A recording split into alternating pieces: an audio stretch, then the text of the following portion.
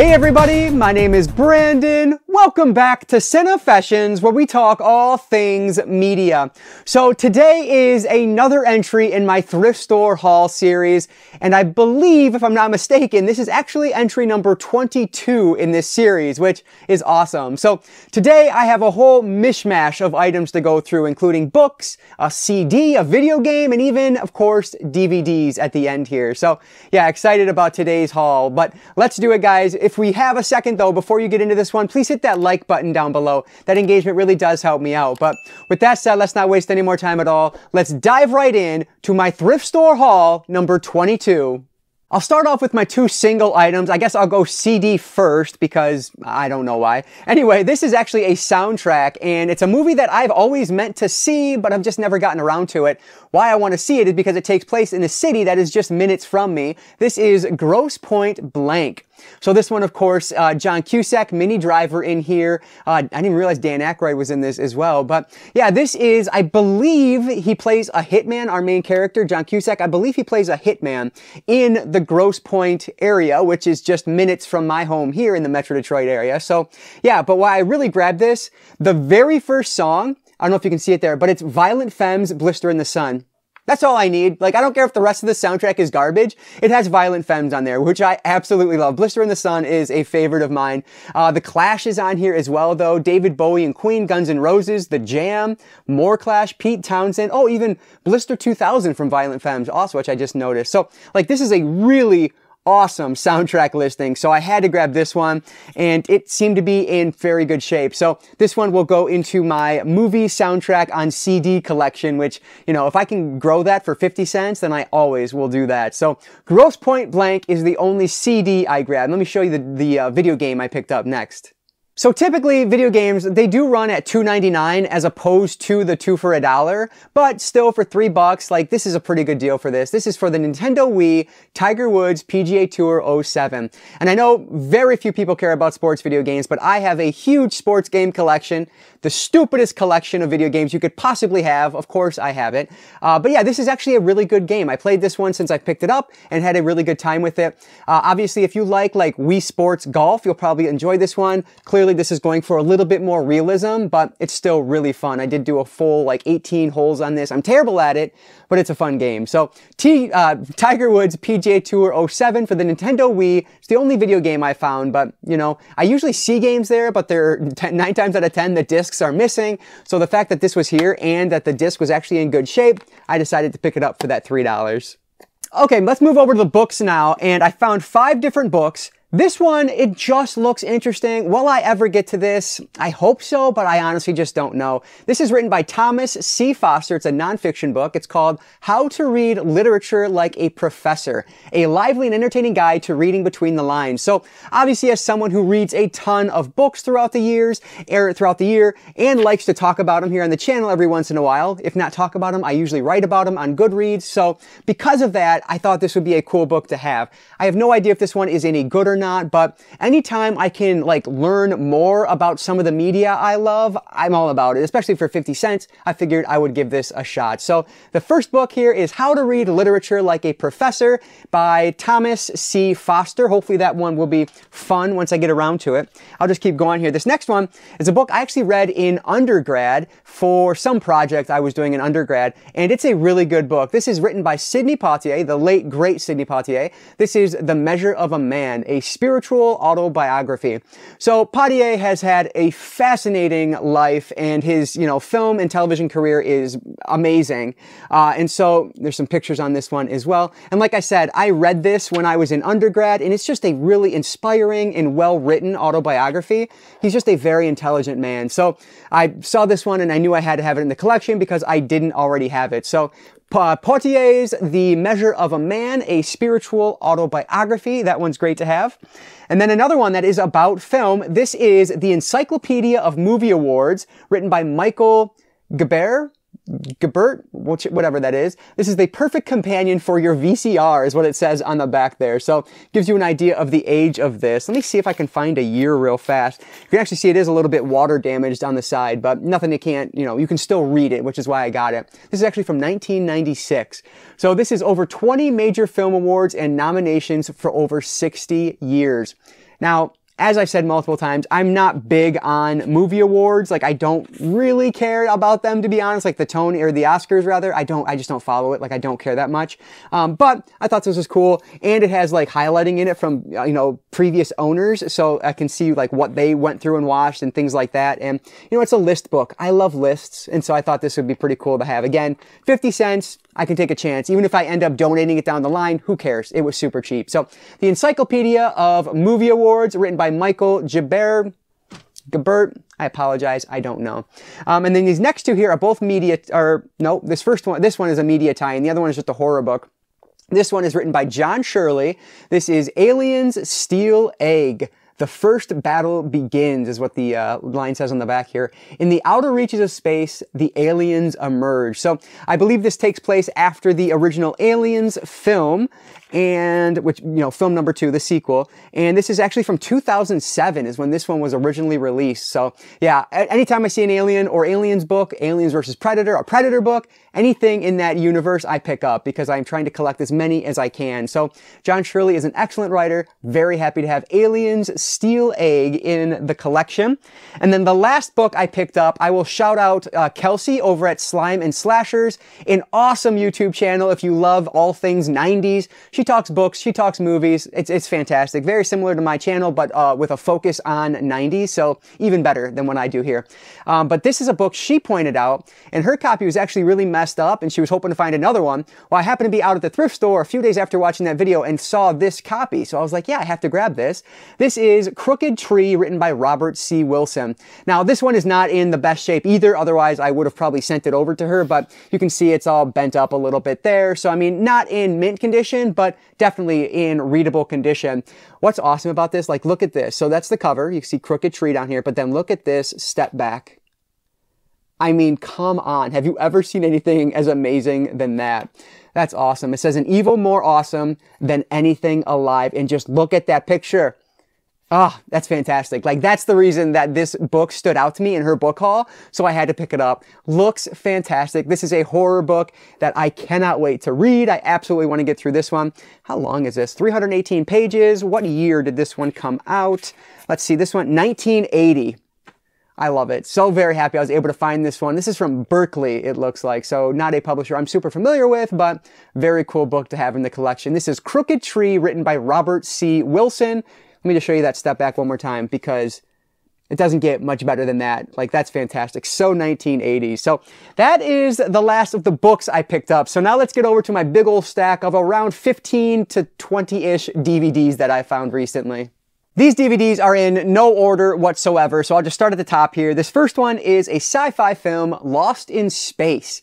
Of course, this was a reboot, right, from the original TV series, and this one is from 1998.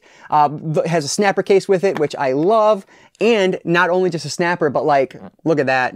That's awesome. I love when they do that. That's so cool. I don't remember seeing those when I was younger, but since I've started, you know, collecting more again, I see a lot of these, which is really cool.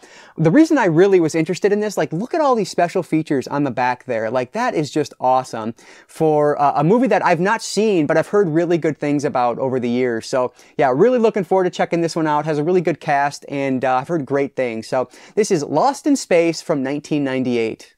Next up is from 2001 with Bruce Willis, Billy Bob Thornton, and Cate Blanchett. This is Bandits. So I guess with this movie, our two men kidnap Cate Blanchett, but they end up falling in love with her, so it's going to be kind of crazy from there. It says on the back, flat out funny. So I guess it's going to be a comedy. But this is directed by Barry Levinson, which was fascinating to me. I didn't realize that until recently. But Levinson has a very interesting directorial filmography. Of course, he did, like, you know, Rain Man, Good Morning Vietnam, but then he also directed The Bay, which is like whatever, mid-2000s, maybe mid-2000s, late 2010s found footage horror film, which I really like, but I know doesn't get a lot of love. So just an interesting filmography, and so I'm hoping that this one will be good as well. Everything I've seen so far has been enjoyable, so hopefully Bandits will follow suit. Next up is one that, in my head, I feel like this was one of those big Hollywood blockbuster failures. From 2005, this is Sahara, with Matthew McConaughey, Steve Zahn, and Penelope Cruz. So a really good cast on this. But I don't remember this one doing that well. Now, mind you, this was around the time I was going to the movies a lot. So like 2005, I graduated in 04. So right after I graduated, this one came out. But I don't recall it doing the best, and I haven't heard anything about it since it came out, to be honest with you. So intrigued to see if this one is any good or not. It looks like it's going to be a lot of fun. I love the cast, so I will definitely give this one a shot. And this one is directed by Breck Eisner. So hopefully Sahara will be a good one from 2005.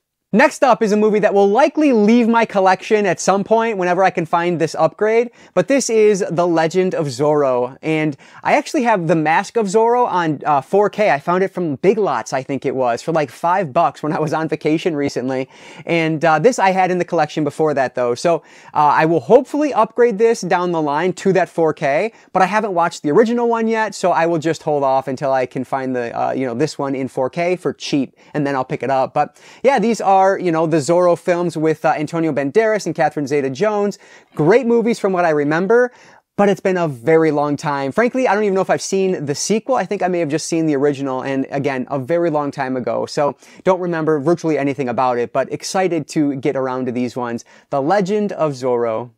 These next two I'll show together because they're both National Lampoon films, which is always fun. This is Van Wilder, The Rise of Taj, and this is the sequel, of course, to Van Wilder, which I love from National Lampoon. So this one, I don't know how related it's going to be to the original, but I figured I'd pick it up. I love Taj. I love that that actor, Cal Penn, so I'm hoping I will like this one. And then I found National Lampoon's Barely Legal. So again, I don't really know what this one's going to be about, but it's just going to follow that same stupid teen sex comedy route like all of the other ones do for National Lampoon. So excited to have these in the collection. I have this like idea in the back of my head whenever I find one of these that like I would love to have all of them, but I have no idea how many films that would actually be. So I should really look that up one day. But yeah, these two are cool ones for the collection. Van Wilder, The Rise of Taj, and Barely Legal. Here's one from 2001, and I'm surprised I hadn't heard of this before, but frankly, I never did. But with this cast, I had to grab it. This is Summer Catch, and you have Freddie Prinze Jr. in here, Jessica Biel, and Matthew Lillard, who I love. So, big fan of everybody in this movie. I'm sure I'm going to enjoy this. It looks like it's just some like stupid summer rom-com. I guess he is a wannabe professional baseball player, and she ends up dating him. I don't know, sounds fine, like it's not going to be anything revelatory, but has a great cast. I mean, look at Matthew Lillard. What's not to love, right? So looking forward to checking out Summer Catch from 2001, and this one is directed by Mike Tollin. Next up is a Guy Ritchie film, and this is actually one that has recently been upgraded to 4K, but I don't know if I like this movie or not, so I decided, you know what, just grab the DVD, see if you like it, and if I do, then I can always upgrade down the line. This was 50 cents, so it's not going to break the bank. But this is Snatch from 2000. So this one has an amazing cast with it. Brad Pitt, Vinnie Jones, Jason Statham in here, like just a phenomenal cast. And it is basically a jewel heist movie gone wrong, it sounds like, so it should be a lot of fun. Now, Guy Ritchie is a director I need to spend a lot more time with. I've seen one Guy Ritchie film, and I'll give you a second. Take a guess what Guy Ritchie film you think I've seen. Aladdin. That's the only one. The live-action Aladdin remake is the only Guy Ritchie film I've ever seen, which is so different than the rest of his filmography. Like, it's just insane. But I loved the Aladdin film. I like the live-action remake better than the cartoon. I know that's divisive, but I love that movie. So I'm excited to see this, see if this one's any good or not, and then maybe upgrade down the line. This is Snatch from 2000, directed by Guy Ritchie. This next DVD is from 1998, a time where they could advertise special features as being widescreen and 5.1 surround sound, like that was it. This is Senseless, and this is one that sounds really funny. This is David Spade and Marlon Wayans, and basically there are two college kids trying to get ahead. I believe Marlon Wayans' character drinks this liquid that gives him like superhuman senses, and it's just going to be a comedy from there. So looking forward to checking this one out, and it is directed by Penelope Spheris, who did Wayne's World, so good director behind this, great cast. Looking forward to checking out all the special features involved in this 1998 DVD. This is Senseless. This next movie is one that I grabbed for two reasons. One, the director, and two, the main star. Simon Pegg leads Run, Fat Boy, Run, and it's directed by David Schwimmer. Like, That's awesome. I have to see this movie because Ross directs it. Like, what's not to love there? So really I think this is like, he's trying to lose weight, if I'm not mistaken. And, yeah, out of shade, out of luck, Dennis Doyle. He's running to gain the respect and hopefully the love of Libby, the girl he left pregnant and heartbroken at the altar 5 years earlier. So should be a lot of fun. The fact that, again, Simon Pegg, a favorite of mine. I love Simon Pegg, and David Schwimmer directed it. I have to see what this is all about. Run, Fat Boy, run. This next one, I had no interest in for the longest time. Like, honestly, I thought it was like a drama romance of some sort, but something made me look it up. I either saw it in a YouTube video or someone mentioned it to me, whatever the case is. This is The Astronaut's Wife. And this is actually a thriller film, sci-fi thriller. So this is from 1999, written and directed by Rand Ravitch. This is actually, like I said, a thriller where these astronauts go in space, and then there's like 2 minutes of radio silence. Something happens. They come back, and then slowly it's kind of, you find out that they're not the same people as when they left. So no idea where it's going to go from there, but the premise sounds awesome. So I heard about it recently, said, you know what, I need to find that one, and then came across it for 50 cents, so I decided to pick it up. Sounds really interesting. Very intrigued to see what this one's all about. The Astronaut's Wife from 1999. Here's a movie that I watched the VHS of over and over and over again because I loved this. This is Rookie of the Year, and this one is directed by Daniel Stern. What's not to love there? Like, this is going to be great to revisit. Basically, this one, like, he hurts his arm at the beginning of the movie and then gets his cast taken off maybe a little too soon, and he has like this ridiculously fast pitch that he can throw, and so he ends up signing in the majors, and like, it's going to be ridiculous. I love this one, Angels in the Outfield, like two of my favorite movies growing up, both baseball centric as well. So yeah, cannot wait to revisit Rookie of the Year, directed by Daniel Stern. This next one from 2004 is a horror film that I'm surprised I haven't seen yet, but it looks awesome. This is Godsend with a really strong cast. Rebecca Romaine Stamos, Robert De Niro, and Greg Kinnear. This one is directed by Nick Ham. So this basically, like, the couple's son dies, and then they meet this doctor who is on like the cutting edge of this technology that is going to try to resurrect their son and reverse the death. And of course, things are going to pick up from there. So I'm just very intrigued to see what this one is all about. It sounds great. Probably going to be a creepy kid movie, which I'm all about. So yeah, excited to check out Godsend from 2004. This is one that I actually had in my collection previously. I never watched it, and then I just ended up getting rid of it for some reason. But I know this movie gets a lot of love, and it's Steve Carell and Greg Kinnear again, which, how about that? I didn't even realize that. This is Little Miss Sunshine from 2006. And like I said, I've heard amazing things about this over the years. Not a single clue why I ended up selling my original copy of this, but I had to correct that because I need to watch this movie. Very excited to see what Little Miss Sunshine is all about. It says here, Little Miss Sunshine dropped from celluloid heaven. There's been no more satisfying American comedy this year. So hopefully I will agree. We shall see. Little Miss Sunshine from 2006. This next film is one that I picked up before they announced the 4K upgrade on this one, which I might pick up. I guess we'll see. This is Mystery Men. And this is a movie I remember being shown in like my history class or something in high school. I have no idea why, but that's the memory I have of this. Another one, Ben Stiller, Jean Garofalo, Hank Azaria, William H. Macy, Greg Kinnear again for the third straight time. I didn't even think about that. That's nuts. 3 Greg Kinnear movies back to back to back. Anyway, Jeffrey Rush is in this as well. And this is a really good movie. It's like a group of people that come together as superheroes. And it's just hilarious. I loved this the first time I saw it, but it has been a very long time. So I definitely need to revisit this one. And then if I still love it, I will check out the 4K release of this. So yeah, excited to have Mystery Men in the collection. The last movie for today, unfortunately, does not star Greg Kinnear, but it does have Jamie Presley. This is DOA, Dead or Alive from 2006, and this one is directed by Corey Yen.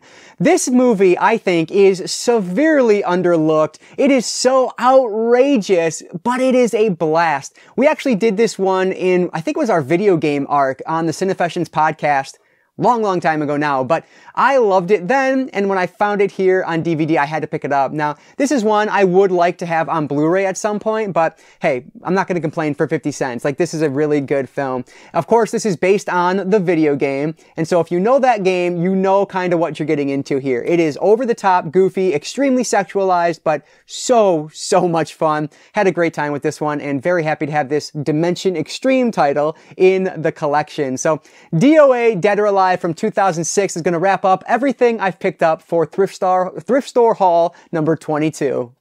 Alright, so there are all the movies I picked up for this haul, and a big stack there, but just a ton of fun. 50 cents a pop. Like, you can't beat these prices from the thrift stores. I love finding movies there. But like I said, I do have a handful of other stacks over there ready to go, so you will see more of these in the future. But let me know down in the comments below, what have you seen from this stack? What have you read from the books? Let me know anything about your thoughts on those and anything else down in the comments below. I always appreciate that, so thank you so much for all that support. But as always, guys, if you did enjoy this video, please hit that like button down below. That engagement really does help me out. And like I always say, like shown here, I don't just talk one media type, I talk all things media. Books, movies, video games, graphic novels, manga. If it's media related, I'm interested in it, and if you are too, you might consider subscribing. Alright guys, so that's gonna do it for today. I just want to say thank you all so much for watching this one, and I want to encourage you to consume some media today. I'll catch you next time.